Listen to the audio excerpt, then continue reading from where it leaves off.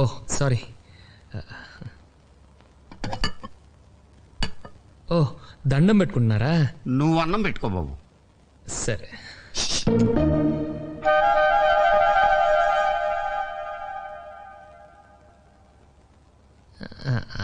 నీకు భోంచేసే ముందు దేవుడికి దండం పెట్టుకునే అలవాట్లేదా? నేను పూజ చేస్తానండి. మరి చెయ్యి.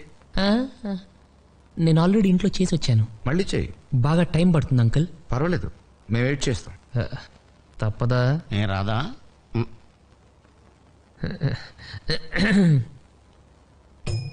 దేవుడా, ఓ మంచి దేవుడా, నువ్వు మాకు తినడానికి తోటకూర పప్పు ఇచ్చావు, బంగాళదుంప ఫ్రై ఇచ్చావు, చారు కూడా ఇచ్చావు. ఇలాగే మన స్టేట్లో ఉన్న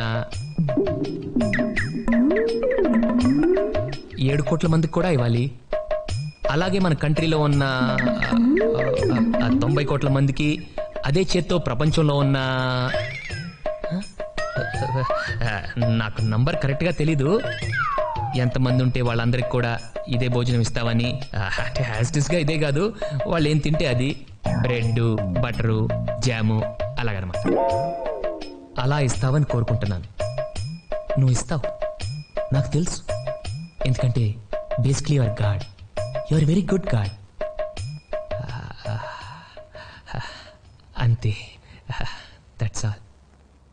నా ప్రార్థన మీ అందరికి కొంచెం కొత్తగా అనిపించవచ్చు. కొత్తగా కాదు, చెత్తగా అనిపించదు.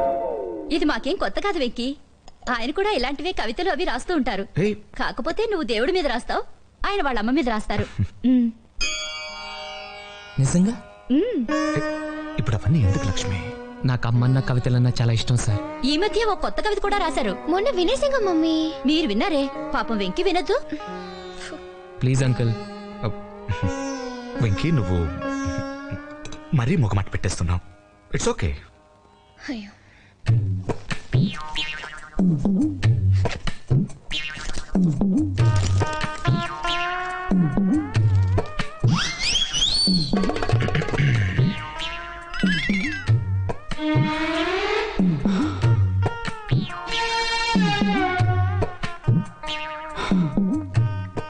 అమ్మా, అడగకుండానే నాకు జన్మనిచ్చావు.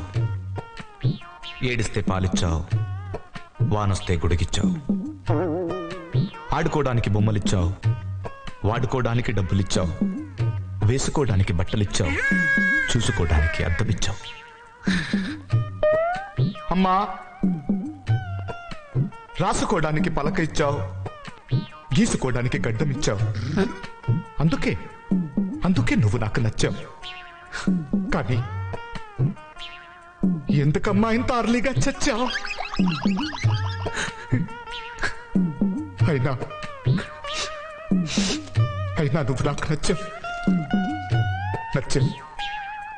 నచ్చావమ్మా. మీ కవితలో చాలా ఇన్ఫర్మేషన్ ఉంది uncle. Thank you. Oh sorry, నేను కొంచెం ఎమోషనల్ అయ్యాను. You carry on.